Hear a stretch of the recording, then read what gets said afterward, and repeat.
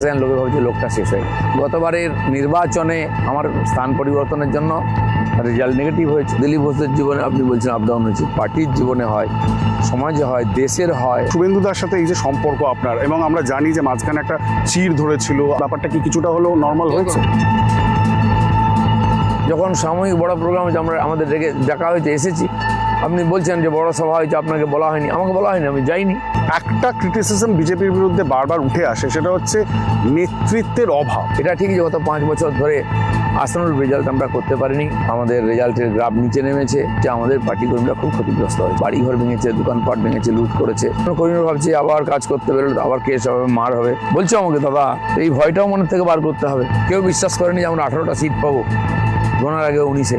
আমি বলেছিলাম জেনে নিন এটা হবে। আজ অনেক নেতা আমাদের পার্টিতে, বড় নেতারা এসছে, তারাই সবচেয়ে বেশি অ্যাটাক করে তোমার উপাস থেকে। এটা তো জিত, তাদেরকে ঝান্ডা ধরতে হচ্ছে। আপনি কি সহমত ছিলেন এই যে তৃণমূল থেকে পরপর নেতা নিয়ে আসা? কাকে আনবো, তাকে কোথায় রাখবো, ড্রয়িং রুম, বেডরুম? বিচার শেষে হয়নি, সবাইকে নিয়ে নেওয়া হয়েছে, সেটা একটু নেগেটিভ হয়েছে আমাদের। আপনারা 2019-এর নির্বাচন, 2024-এর নির্বাচন লড়েছেন মোদিজির ফেস নিয়ে, কিন্তু 2026-এর নির্বাচন রাজ্যের নির্বাচন, কুণাল ঘোষ, রাজ্যের নির্বাচন আপনার পার্থবাবু খুব পপুলার হয়ে গেছেন। কেন? চুরি করে জেলে গেছেন। হ্যাঁ, বিজেপিতে জেল কাটা নেতা কম আছে। ওয়াশিং মেশিন বলা হচ্ছে যে তৃণমূল থেকে বিজেপিতে গেলেই সাফ হয়ে যায়, তখন আর চার্জগুলো থাকে না কারাপশন। বাংলায় বিজেপিতে এলে আর অভ্যেস পাল্টে যায় মানুষ। মুখ্যমন্ত্রী ফেস কে? দিলীপ ঘোষ কি মুখ্যমন্ত্রী? আপনি যদি মনে করেন, আমার আপত্তি নেই। আমাকে বলে প্রেসিডেন্ট হও, এমএলএ হও, এমপি হও, না বলেছি নাকি? এবার যদি মুখ্যমন্ত্রী হতে বলে জিতলে, না বলবো কেন? খারাপ জিনিস নাকি? বিজেপি বলুক একবার। আপনিও যে র্যালিগুলো করেন, রামনবমীর সময় লাঠি খেলা দেখাচ্ছেন, বাইক র্যালি করছেন, বিভিন্ন বিজেপি শাসিত রাজ্যে দেখা যায় যে ঠিক মসজিদের সামনে দিয়ে সেই র্যালিটা যাচ্ছে, জোরে জোরে ডিজে বাজছে। আমরা রাস্তা ভগবানকে নিয়ে রাস্তা দিয়ে যাচ্ছি। যার অসুবিধা চোখ বন্ধ করে রাখবে, কান বন্ধ করে রাখবে, আমি কেন বন্ধ করবো? মসজিদ থাক, গির্জা থাক, আমার কি যায় আসে? বিজেপি সব জায়গায় করে, এখানেও করবে। কারো অসুবিধা থাকলে সে ভাই রাস্তা দেখুক। বঙ্গের মুসলিম সমাজ কি বিজেপিকে ভোট দেবে? যেদিন দেবে সেদিন আমরা ক্যান্ডিডেট করবো। আগে দেখবো ভোট দিচ্ছে না, তারপরে করবো। দেয় না তো ভোট চাইবো কেন আমরা? আমি জানি আমার মেয়ের বিয়েতে আপনি আসবেন না, অনেকে ভদ্রতা করে কার্ড একটা দিয়ে দিই। আমি কেন 10 টাকা খরচা করবো আপনার পিছনে মশাই? একটা কার্ড পাঠাবো, একটা লোক পাঠাবো কেন? থাকুন বাড়িতে। গুজরাট, মহারাষ্ট্র, দিল্লি, উত্তরপ্রদেশ শুরু হয়েছে না, একবারে ঝাড়ু মারা শুরু হবে। যারা চিৎকার করছে না, কাউকে বাঁচাতে পারবে না। আর যদি বাড়াবাড়ি করে, গম আর ঘুম দুটোই যাবে। বিজেপি এখানে আসলে যেটা তৃণমূল বলছে, মাছ খাওয়া বন্ধ হয়ে যাবে। তৃণমূল কি বলছে? কেউ বিশ্বাস করে তৃণমূলকে? আর কিন্তু আপনাদের নেতারা তো করছে বিভিন্ন বিজেপি শাসিত রাজ্যে, মাছের দোকান বন্ধ করে দিচ্ছে, বলছে মঙ্গলবার খোলা যাবে না। যারা খায় মাছ ছাঁট শেখাবে, তাকে 200 টাকার পোনা খেতে হবে না, 150 টাকায় খাবে। মমতা বন্দ্যোপাধ্যায় তো এখন সফট হিন্দুত্ব করছেন। মমতা বন্দ্যোপাধ্যায় একের পর এক মন্দির ঘোষণা করছেন, সেই মন্দিরের উদ্বোধনে আপনিও চলে গেলেন। আরে আমরা তো মন্দিরের আইন তো ওনাকে নিয়ে এসেছি, মন্দির তো আমাদের, আমি যাবো না কেন? ওনাকে আসতে হচ্ছে, দুঃখের বিষয়। বাংলার লোক জয় শ্রীরাম বলে না, দিলীপ ঘোষ জয় শ্রীরাম শিখিয়েছে। এটা একটা দেশ বিরোধী সরকার, এটা ভারত ভালোভাবে নিচ্ছে না, এখানকার জনতাও ভালোভাবে নিচ্ছে না। 1 সেকেন্ডে এবারে পাবলিক টিএমসি 12টা বাজাবে, দেখবে। এবারে সত্যি বোঝা যাচ্ছে না যে কি হবে। আমরা জানি কি হবে। আমিও বলে দিচ্ছি, যত প্রশ্ন করুন, বিজেপির মেজরিটি হবে, সরকারে আসবে, পরে দেখবেন টিএমসি আপনি খুঁজে পাওয়া যাবে। অনেক নেতা গায়েব হয়ে যাবে। যে পুলিশ অফিসার দাঁড়িয়ে লাপিয়ে বেড়াচ্ছে, যে গুন্ডারা চমকাচ্ছে, অনেকে একদম ভিজা বিড়াল হয়ে যাবে, কাঁপতে থাকবে টিএমসি এরকম।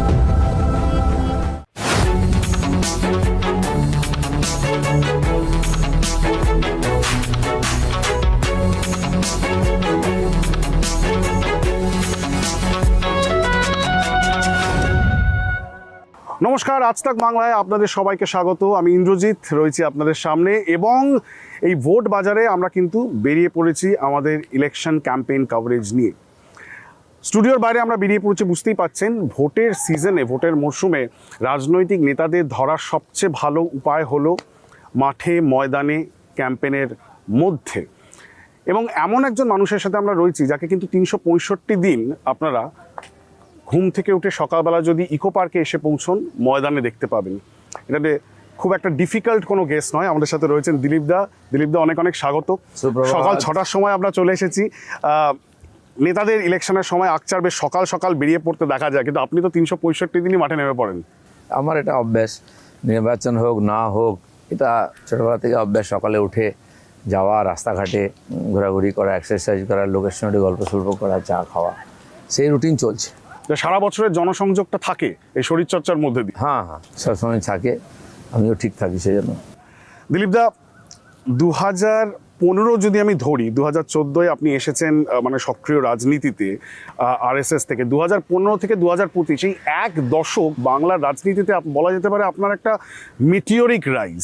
মানে আপনি ডাইরেক্ট আরএসএস থেকে এন্ট্রি পেলেন, বিজেপিতে আসলেন, এমএলএ হলেন, রাজ্য সভাপতি হয়েছেন এবং বলা যেতে পারে বিজেপির সর্বকালীন সর্বসেরা রাজ্য সভাপতি, রেকর্ডটা বলছে পশ্চিমবঙ্গের বুকে, এটা আমি বলছি না, এরা সবাই মনে করেন।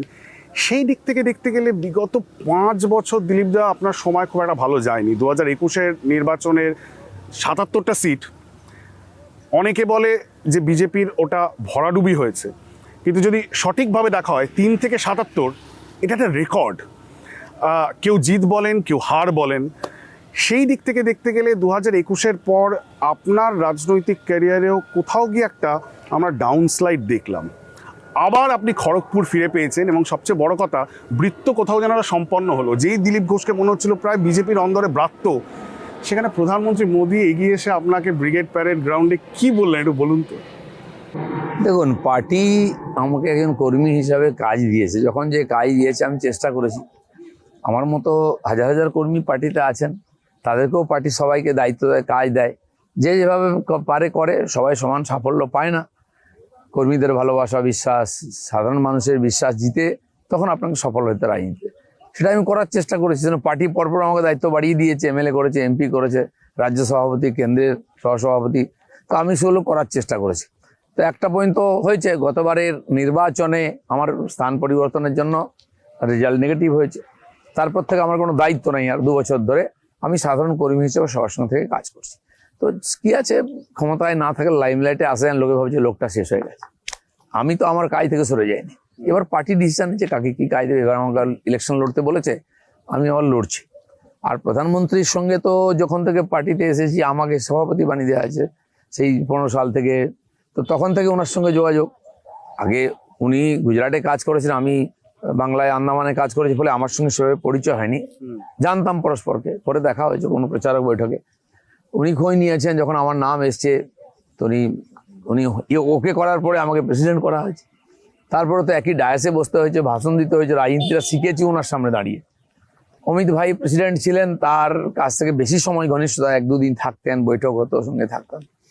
তো তারপরে একটা বন্ধুত্বের পর্যায়ে চলে এসছে একদিন কাজ করতে করতে। আর আমরা আরএসএস এর প্রচার হয়েছে, মোদিজি আজ 50 বছরের বেশি, আমিও 40-42 বছর কাজ করছি। তো সেজন্য একই কাজ একইভাবে করতে করতে এক জায়গায় এসেছি।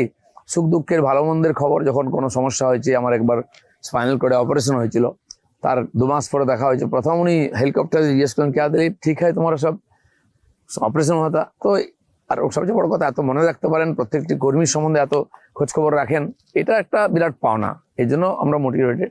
তো সেদিন বিয়ে হওয়ার পরে প্রথম দেখা হলো, আমি হাত চেপে ধরে বলছি, কি ভাই, লোকে তো বিয়ে করলে মিষ্টি হয়, তুমি সেটা খাওয়ালে না। এসব গল্প স্বল্প হলো আর কি। কিন্তু এটা এই জন্য তাৎপর্যপূর্ণ আমাদের সবার মনে হয়েছে, কারণ বিগত 2 বছরে মূলত আমার যেটা মনে হয়েছে যে আপনি অনেক সময় আপনার ক্ষোভও আপনি উগড়ে দিয়েছেন, যে বিভিন্ন বড় বড় সভায়, সেটা অমিত শাহ হোক বা প্রধানমন্ত্রী হোক, আপনাকে দেখা যায়নি, আপনি আমন্ত্রিত নন। সেই জায়গায় ব্রিগেডের সভা মঞ্চে আপনি দাঁড়িয়ে আছেন, আর স্বয়ং প্রধানমন্ত্রী নিজে এগিয়ে এসে আপনার সাথে করমর্দন করলেন। এটা তো রাজনৈতিকভাবে অবশ্যই মানে বিজেপির অন্দরও তাৎপর্যপূর্ণ। দেখুন, এটা নিয়ে আমি যখন ক্ষমতায় ছিলাম তখন আপনারা পর্যালোচনা, যখন ছিলাম না তখন করেছেন। আবার যে ঘটনা হয়েছে এটাকে আপনারাই পর্যালোচনা করছেন যেমন নিজের মতো করে। আমি সব জিনিস স্বাভাবিকভাবেই নিয়েছি, যেমন ছিলাম সেরকমই আছি।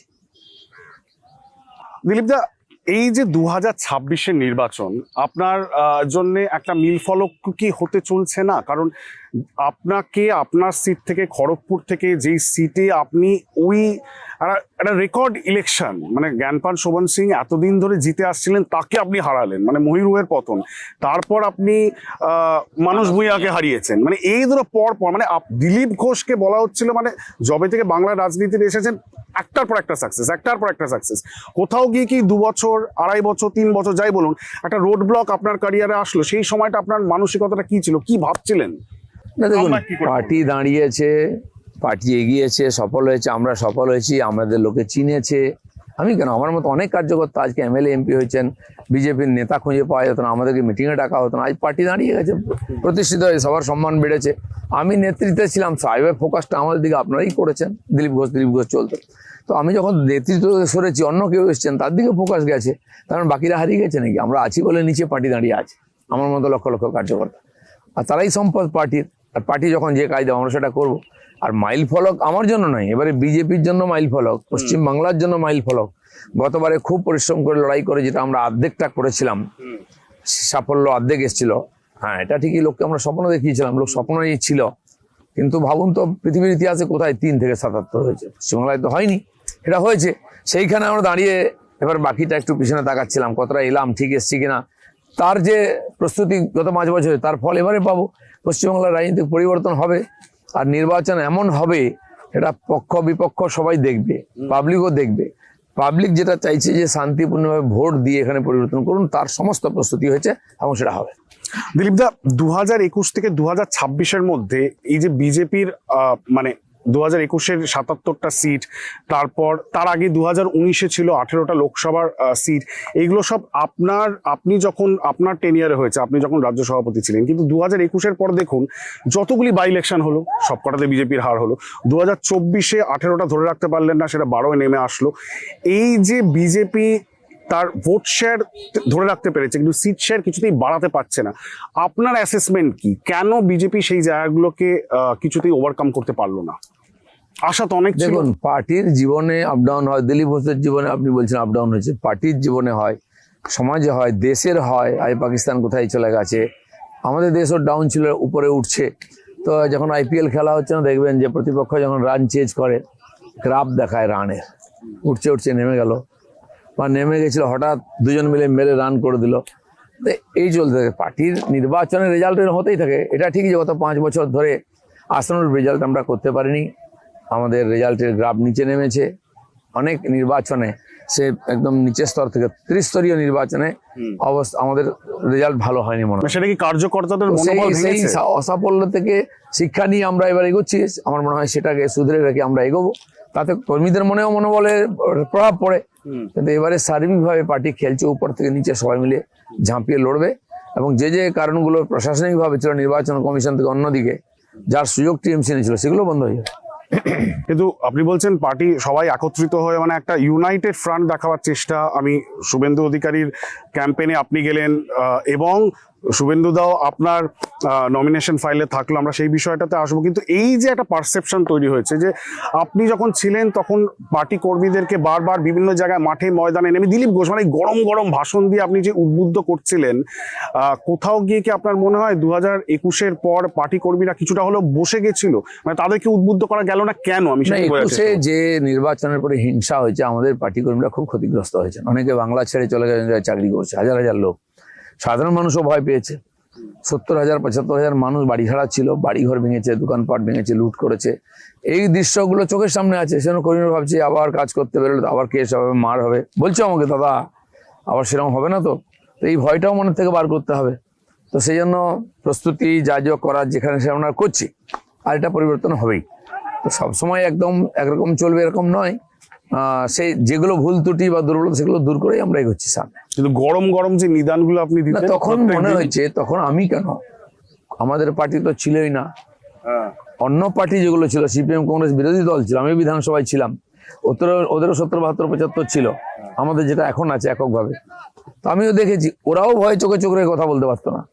অনেক সাংবাদিক আমাকে বলেছেন, দিলীপ দা আপনি তো বলছেন, আমরা তাও বলতে পারি না, তাহলে ঢুকিয়ে দেবে, কত কেস দেয়।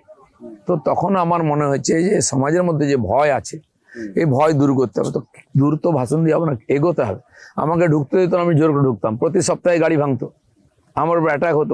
দার্জিলিং এ আপনাকে, আপনার বিরুদ্ধে অ্যাটাক হয়েছে, কাকদ্বীপ, পুরুলিয়া, কোথায় ভাঙেনি আমার গাড়ি? তো সব জায়গায় ভেঙেছে। আজ অনেক নেতা আমাদের পার্টিতে, বড় নেতারা এসছেন, তারাই সবচেয়ে বেশি অ্যাটাক করে তখন ওপাশ থেকে।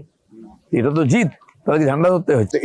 এটা কোনো একটা ভুল আপনার বলে মনে হয় না? কারণ যেইভাবে 2021-এ দরজা খুলে দিলেন এবং পরপর ঢুকলো তৃণমূল থেকে, তারা আবার ফিরে গেছে তৃণমূল। রাজীব ব্যানার্জি, সব্যসাচী দত্ত, যারা ক্ষমতার জন্য এসেছিল, ক্ষমতার সঙ্গে নাই, আবার অনেকে লাইনে দিয়েছে, আসছে আবার।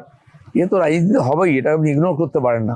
তো তখন আমার মনে হয়েছিল জনতার মনের মধ্যে সাহস যোগাতে, কর্মীদের সাহস যোগাতে আমাকে একটু এগিয়ে গিয়ে বলতে হবে।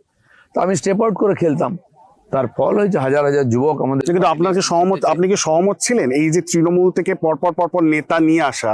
না, আমি তো শুরু করেছিলাম যোগদান মেলা, কিন্তু কাকে আনবো, কতজনকে, তাকে কোথায় রাখবো, যেটা আমি বলেছি ড্রয়িং রুম বেডরুম, সেই ব্যাপারটা বিচার শেষে হয়নি, সবাইকে নিয়ে নেওয়া হয়েছে, ফলে সেটা একটু নেগেটিভ হয়েছে আমাদের, এবং তারা চলেও গেছে, আরো নেগেটিভ হয়েছে, আর তাদেরকে সর্বোচ্চ স্তরে বসানো হয়েছিল। কিন্তু পার্টি তখন ভেবেছে এটাই ঠিক। অনেক রাজ্যে আমরা করে সফল হয়েছি, এখানেও এখনো নিচ্ছে, জয়েন করে টিকিট পাচ্ছে। এ তো সব পার্টিকেই নিতে হয়, নাহলে পার্টি বাড়বে কি করে। তখন আমাদের পার্টিতে অভিজ্ঞ রাজনীতিবিদ কম ছিল, তাকে নিয়ে এসছে, আমরা ব্যবহার করেছি। তো সেটা একটা ফেজ ছিল। 5 বছর পরে দেখুন আজকে ওইভাবে জয়েন করানো হচ্ছে না, যে কেউ জয়েন করাতে পারছে না। আমার কাছে অনেক নেতা এসছেন, আমি কথা বলেছি, বলে আমার রাজ্য সভাপতিকে বলেছি, অন্য নেতাদের বলেছি, তো ভাই এই লোক জয়েন করতে চায়, আপনি দেখুন যদি মনে হয় জয়েন করান, আমি কাউকে জয়েন করাচ্ছি না। কিন্তু এই যে বিজেপির ডিএনএ, এই যে সংঘ পরিবারের ডিএনএ, সেটার সাথে আপনার মনে হয়েছিল যে যারা এসেছিল তারা খাপ খাওয়াতে পারেননি, বা আপনারা তাকে সেভাবে গড়ে নিতে পারেননি? পলিটিক্সটা তো আর ওইভাবে হয় না, দেখে শুনে নিতে হয় লোককে। আপনার হজম করার শক্তি থাকলে আপনি হজম করে নেবেন।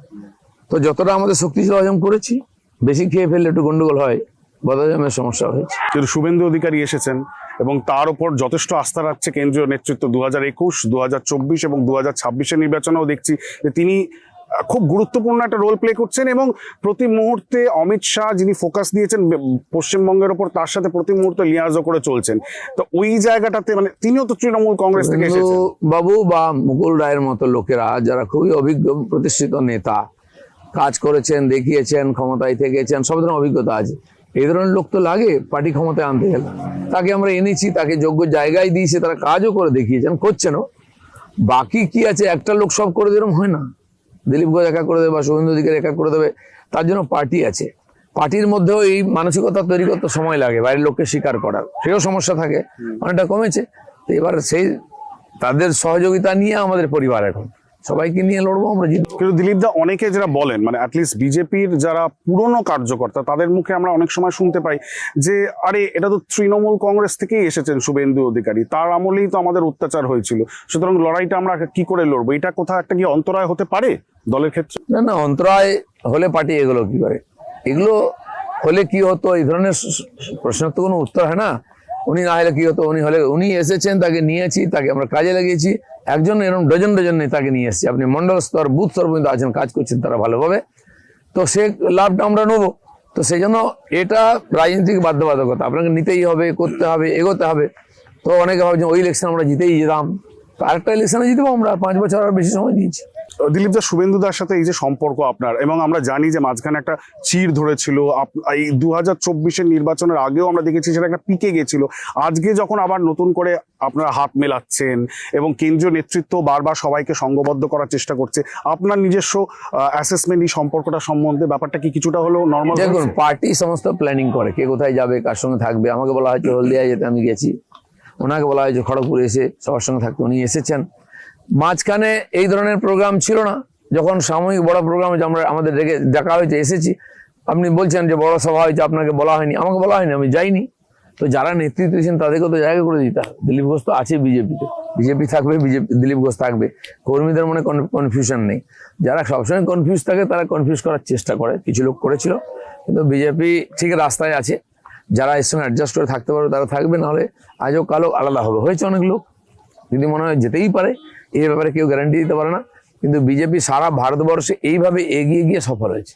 দিলীপ দা, গরুর দুধে সোনা খোঁজার প্রচেষ্টা আপনি করেছিলেন, অনেকে খুঁজে যাচ্ছে, আমি তো জানি সোনা আছে, আমাকে খুঁজতে হয় না। এবছরে ইলেকশনে বিজেপি কি গোল্ড মেডেল আনতে পারবে পশ্চিমবঙ্গের বুকে? অনেকে এখনো কিন্তু পরন্ত করছে, আমি বলে দিচ্ছি নিশ্চিত ধরে রাখুন। আমি দেখলাম অনেক অল ইন্ডিয়াতে বড় সাংবাদিকরা চর্চা করছেন। গতবারে অনেক হই হুল্লোড় করেছিল বিজেপি, তারা বুঝেছে এটা করতে গিয়ে সমস্যা হয়েছে। এবারে বিজেপি প্রথম থেকে, আর সত্যি 2 বছর ধরে, প্রায় 1-1.5 বছর ধরে আমরা এই নির্বাচনের প্রস্তুতি করছি লোকসভার পর থেকে। হই হুল্লোড় কোথাও ছিল না। হ্যাঁ, প্রধানমন্ত্রী এসছেন, 2-1টা সভা হয়েছে এই পর্যন্ত, কিন্তু আমরা গ্রাউন্ড লেভেলে 1 বছর ধরে, গত দুর্গাপূজার পর থেকেই আগের বছরে বুথ তৈরি করা, সদস্যতা, এই নিয়ে লেগে আছি আমরা। পর এখনো কোথায় দুর্বল জায়গা আছে সেখানে কাজ করছি আমরা নিবৃত্তি। আমি গিয়েছি খড়গপুরে, সভা সমিতি করিনি, 15 দিন ধরে আমি বুথ অবধি কমিটি মিটিং করেছি, নতুনদের 15 এক জায়গায় করেছি।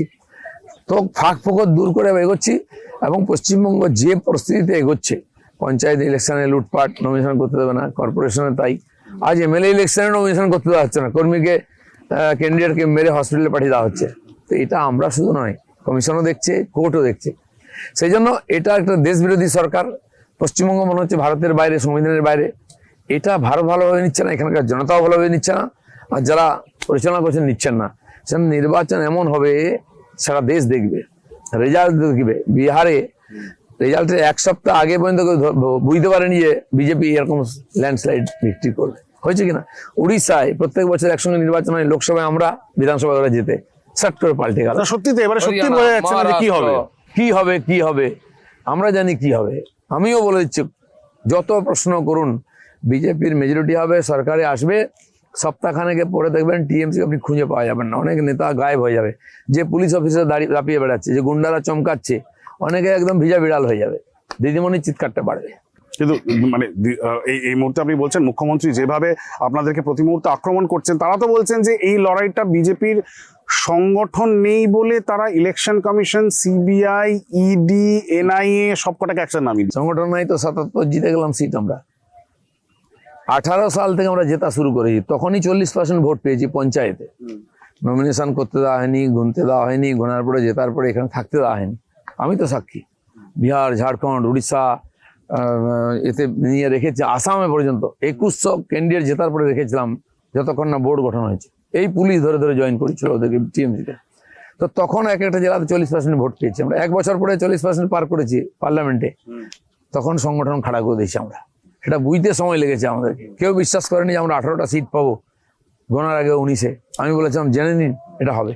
তো তার পরিণাম হচ্ছে আস্তে আস্তে, হ্যাঁ, ওরা একটু সতর্ক হয়ে গিয়ে আমাদের মারপিট বেশি করেছে, মারা গেছে লোকেরা। 21-এর পরে হিংসা বেশি হয়েছে। ওই করে কোনো শক্তিকে আটকানো যায় না, যার পরিণাম এবারে দেখবেন মমতা ব্যানার্জি যত চিৎকার করবেন, আপনি ধরে রাখবেন যে অত ভাই পেয়েছেন। এই যে আপনারা, এই যে শুভেন্দুদা বলেছেন যে 1,20,00,000 বাংলাদেশি রোহিঙ্গা তারা ধরা পড়বেন, নির্বাচন কমিশন এখনো পর্যন্ত সেই তথ্য দিতে পারেনি। এইভাবে যে ভোট কাটা গেল, সেটা কথাগুলো বলছে তারা জানে না। নির্বাচন কমিশনের কাজ হচ্ছে যে লোকটি এই দেশের নাগরিক, তার তথ্য আছে, সে তাকে ভোটার অধিকার দেওয়া। যার নাই সে নয়, ও দায়িত্ব সরকারের। সরকার সে দায়িত্ব ঠিক সময় পালন করবে।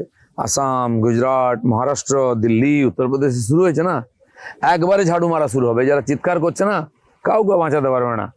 আর বেশি বাড়াবাড়ি করে গম আর ঘুণ দুটোই যাবে। মানে এই যে বেশি বাড়াবাড়ির কথাটা, সেটা কি শুধুমাত্র মুসলমানদের জন্য আপনারা ডাইরেক্ট বলছেন? যে এটা আছে অনৈতিক, খালি মুসলমান কেন, বহু দেশ থেকে বহু লোক এসছে, আর বেশিরভাগই মুসলমান নিঃসন্দেহে। আফগানিস্তানের নাগরিক এখানে ধরা পড়ছে, রেশন কার্ড আছে, আধার কার্ড আছে, এয়ারপোর্টে ধরা পড়েছে। সেটা পাকিস্তানে, সেখান থেকে কেন আসবে? চীন থেকে কেন আসবে? কারো অধিকার নেই। একটা স্বাধীন সার্বভৌম দেশে দুনিয়াতে কেউ বিদেশি লোককে অনুপ্রবেশ করায়? ট্রাম্প জিতে গিয়ে কি করেছে? মেক্সিকোতে দেওয়াল দেবো, এই দেবো, ওই দেবো, সে বলতে পারে, আমরা কেন বলতে পারি না? কিন্তু এই এক্সক্লুশনের রাজনীতি, মানে আপনারা কি মানে মুসলিমদের প্রতি রিচ আউট করছেন? একটা মুসলিম ক্যান্ডিডেট দেশের বাইরে যে আসবে, দেশের বিরুদ্ধে যে ক্রিয়াকলাপ করবে, তার থাকার অধিকার নেই, তাকে সর্বোচ্চ শাস্তিও দেওয়া হবে, তাহলে পুশব্যাক করা হবে। আর প্রার্থী কে হবে সেটা পার্টি ঠিক করে, যে জিতবে তাকে প্রার্থী করা হবে, যে জিতবে না, যে ভোট দেবে না, কোনো বোকা তাকে প্রার্থী করে না। কিন্তু মুসলিমরা মূলত পশ্চিমবঙ্গের বুকে ট্রায়াল টেস্টে যে তারা তৃণমূল কংগ্রেসে ভোট ব্যাপার নেই, কারণ সবাই ভোটার, সবাই নাগরিক। আর বিজেপি যেখানে ভোট পাবে, যে লোকটাকে ভোট দেবে লোকে মনে হবে তাকে ক্যান্ডিডেট করবে। কংগ্রেস থেকে কাল এসে এখানে টিকিট পেয়েছে সেই জন্য নেতা, টিএমসি থেকে এসছে, সিপিএম কংগ্রেস থেকে এসছে। মুসলমান নেতা যদি সেরকম থাকে যে বিজেপি টিকিটে জিতে যাবে, কেউ বলতে পারে, তাকে আমরা টিকিট দেবো। আগে দিয়েছি আমরা, পরিণাম কি হয়েছে? কিন্তু মুসলমান সমাজের প্রতি আপনাদের যে যে যে মুসলমান বলে টিকিট আউটলুক, সে ভুল ভাবছে। বা ঠিক মুসলমান বলে টিকিট দেন, এটাও ভুল। বঙ্গের মুসলিম সমাজ কি বিজেপিকে ভোট দেবে, বা বিজেপিকে তাদেরকে যেদিন দেবে সেদিন আমরা ক্যান্ডিডেট করব। আগে দেখবো ভোট দিচ্ছে না, তারপরে করবো। না, শুভেন্দু দা বলেছেন সবকা বিকাশ, সবকা অনেকে অনেক বলছেন, আমি যেটা বলছি শুনে নিন। 2000 চাই না, দেয় না তো ভোট চাইবো কেন আমরা? আমি জানি আমার মেয়ের বিয়েতে আপনি আসবেন না, অনেকে ভদ্রতা করে কার্ড একটা দিয়ে দিই। আমি কেন 10 টাকা খরচা করবো আপনার পিছনে মশাই? একটা কার্ড পাঠাবো, একটা লোক পাঠাবো কেন? থাকুন বাড়িতে। তো আপনারা বলছেন হিন্দু ভোট কনসলিডেশন, আপনারা সত্যি বিশ্বাস করেন যে সব হিন্দু পশ্চিমবঙ্গে আপনাদেরকে ভোট দেবে আর আপনারা জিততে পারবেন? সব বলে কিছু হয় না। সব মুসলমান টিএমসি কে দেয় কি? তাহলে আইএসএফ জিতে কে করে? মেজরিটির প্রশ্ন এখানে, ম্যাক্সিমাম ভোট বিজেপি গতবারে ধরুন 55% বা একটু বেশি ভোট হিন্দুদের পেয়েছে, এবার আর 10% পাবে, তাহলে তো কেল্লাফ হতে তুমি থাকো 30% ভোট নিয়ে, আর এটা হবেই। দিলীপ দা, এই যখন এই হিন্দু মুসলিমের রাজনীতির কথা বলছি, অবশ্যই ক্রিটিসিজম হচ্ছে যে সাম্প্রদায়িক রাজনীতি, কিন্তু এটাও অস্বীকার করা যাবে না যে এটাই এখন পশ্চিমবঙ্গের রিয়ালিটি হয়ে দাঁড়িয়েছে। সেই দিক থেকে দেখতে গেলে একদিকে আপনারা হিন্দুত্বের কথা বলছেন এবং সেটা নিয়ে আপনাদের কোনো লাজ লজ্জা নেই, আপনারা ওপেনলি বলছেন, সেটা রাগ ঢাকের কোনো প্রশ্ন নেই, কিন্তু প্রবলেম হচ্ছে যে মমতা বন্দ্যোপাধ্যায় তো এখন সফট হিন্দুত্ব করছেন এবং যেটাকে আপনারা ক্রিটিসাইজ করছেন। মমতা বন্দ্যোপাধ্যায় একের পর এক মন্দির ঘোষণা করছেন, কিন্তু সেই মন্দিরের উদ্বোধনে আপনিও চলে গেলেন। সব করার অধিকার আছে। আরে আমরা তো মন্দিরের রাজনীতি ওনাকে নিয়ে এসেছি, মন্দির তো আমাদের, আমি যাবো না কেন? ওনাকে আসতে হচ্ছে, দুঃখের বিষয়। আর হিন্দু মুসলমানের রাজনীতি আইন নয়, স্বাধীনতার আগের থেকে শুরু হয়েছে। যেদিন কংগ্রেস প্রতিষ্ঠা হয়েছে, কংগ্রেস অধিবাসনে মুসলমানদেরকে ভাড়া দিয়ে নিয়ে গিয়ে বিশেষভাবে রাখা হতো, কি সামনে বসে দাঁড়িয়ে দেখাবে যে কংগ্রেসের মুসলমানরা আছে। এ বাধ্যবাধকতা কংগ্রেসের সঙ্গে আছে, অন্য পার্টির সঙ্গে আছে, টিএমসির সঙ্গে। বিজেপির কোনো বাধ্যবাধকতা নেই।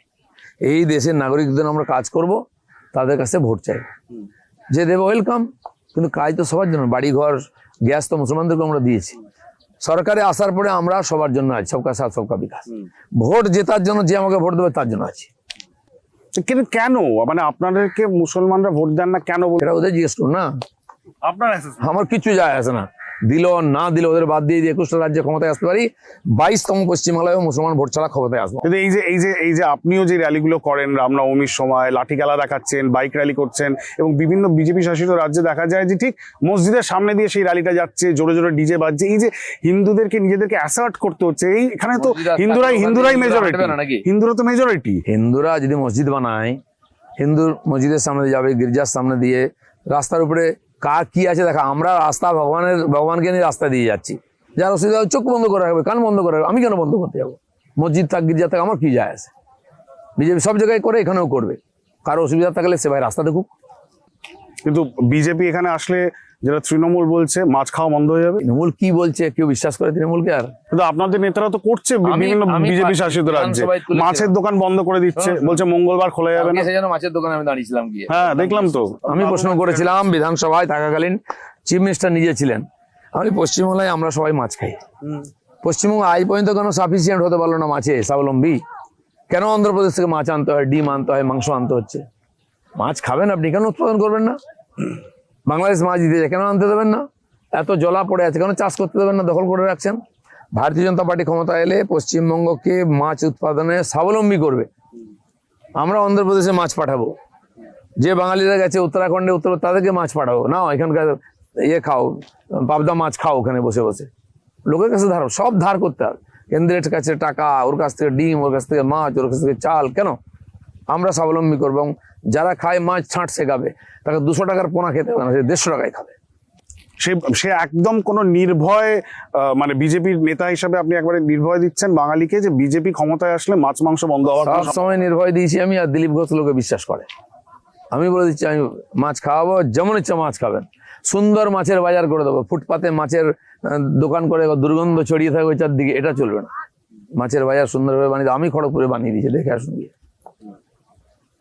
ঠিক আছে, বিজেপির পক্ষ থেকে এই যে এবছরের যে ক্যাম্পেইনটা হচ্ছে, আপনার কি মনে হয় মানে এটা কি আপনাদের স্ট্র্যাটেজি? খুব লো প্রোফাইল ক্যাম্পেইন হচ্ছে, সেভাবে খুব বেশি একটা বিশাল বড় কোনো ক্যাম্পেইন যেটা গত বছর দেখা গেছিল সেটা দেখা যায়নি, অনেক বেশি আপনারা বুথ স্তরে জোর দিচ্ছেন এবারে? দেখুন, ঢাকের ভেতরটা ফাঁপা বলে আওয়াজ বেশি হয়। টিএমসি আগ থেকে চেঁচাচ্ছে, নমিনেশন হয়নি, কিছু হয়নি, কিসের প্রচার? 7 দিনে তো হাওয়া গরম হয়ে যাবে। বিহারে 7 দিনের মধ্যে বাজি পাল্টে গেছে। তো যারা নির্বাচন করতে চান, আমাদের মেশিনারি সারা বছর কাজ করে, সংগঠন সারা বছর কাজ করে। নির্বাচন কি করে করতে হয়, একটা পুরো সিস্টেম রেডি আছে, আমাদের নেতা রেডি আছে, তারা সারা বছর কাজ করতে থাকে, যেতে থাকে। প্রধানমন্ত্রী নেমেছেন, নির্বাচন ঘোষণা হয়ে গেলেই নেমে যান।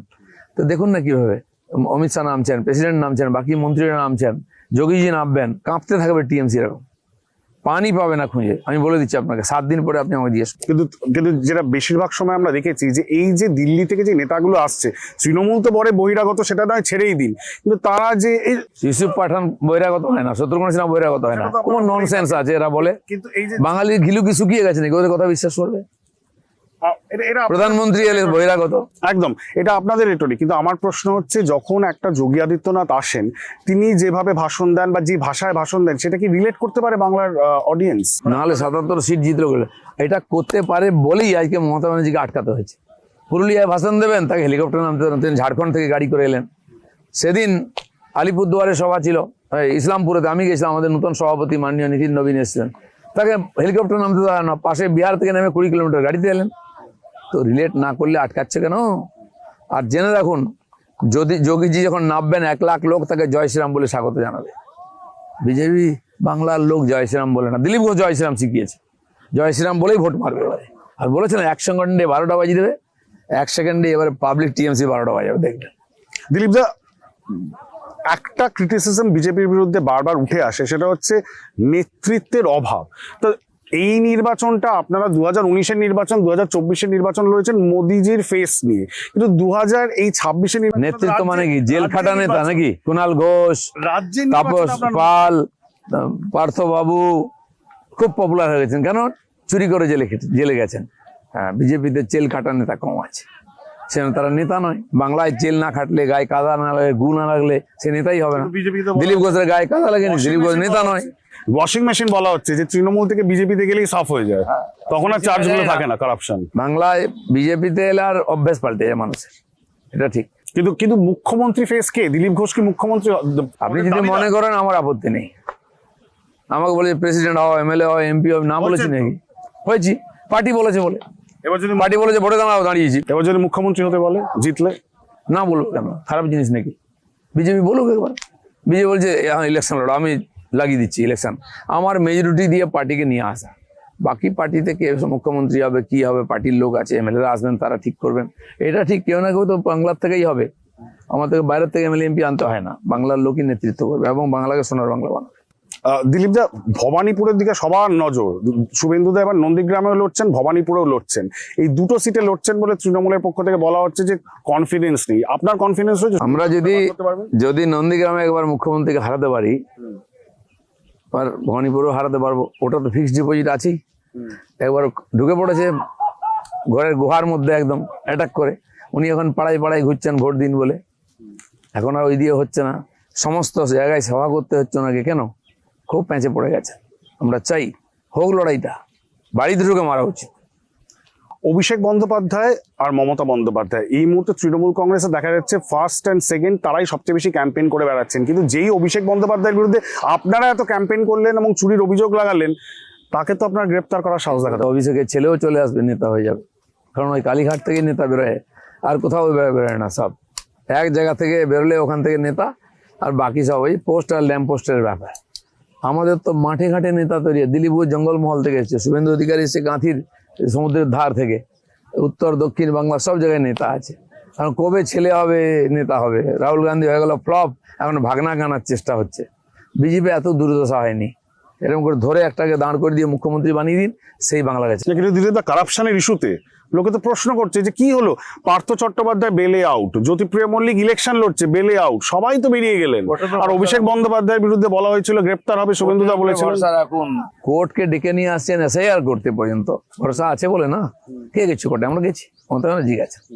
তো প্রশ্ন নাই, কোর্টের কাজ আজ এসআইআর দেখতে হচ্ছে কোর্টকে। বাড়িতে কি রান্না হবে সেটাও কোর্ট দেখবে। কোর্টের উপরে ভরসা করুন, ওটাই শেষ রাস্তা আছে। আমাদের ভরসা আছে, আর এর সমাধান হবে। যদি নির্দোষ থাকে নির্দোষ হবে, যদি দোষী থাকে সাজা পাবে। দিলীপ দা, অনেক অনেক ধন্যবাদ আপনাকে এবং শুভেচ্ছা খড়গপুরের জন্য। বলা যেতে পারে জিতবেন কি হারবেন সেটা আমরা জানি না, কিন্তু congratulation is due because of the comeback. যে ধরনের কামব্যাক আমরা দেখলাম দিলীপ ঘোষের রাজনীতিতে, নিজের ক্যারিয়ারে আরেকবার। সুতরাং সবার নজর কিন্তু থাকবে এই খড়গপুর সিটের দিকে, এবং আপনাদের নজর থাকুক আজ তাক বাংলার পর্দায় আমাদের ইলেকশন কাভারেজ।